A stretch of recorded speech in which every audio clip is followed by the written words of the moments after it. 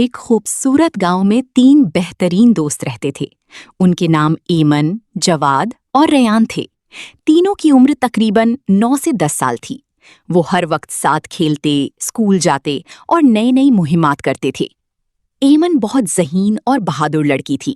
جواد ہنسمکھ اور شرارتی تھا، جبکہ ریان نرم دل اور سب کی مدد کرنے والا بچہ تھا۔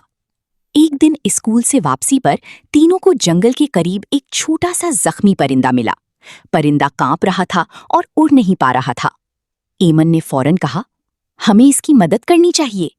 جواد نے اپنے بیگ سے پانی نکالا، جبکہ ریان نے نرم کپڑے سے پرندے کی پر صاف کیے۔ تینوں اسے احتیاط سے گھر لے گئے۔ کئی دن تک وہ اس کی دیکھ بھال کرتے رہے، اسے دانہ دیتی، پانی پلاتی اور اس کے ساتھ کھیلتی۔ آہستہ آہستہ پرندہ ٹھیک ہونے لگا۔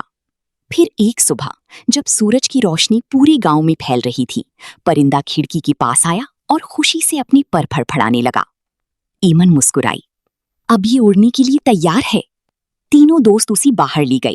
جیسی ہی جواد نے اپنے ہاتھ کھولی، پرندہ آسمان کی طرف اڑ گیا۔ تینوں دوست خوشی سے اسے دیکھتے رہے۔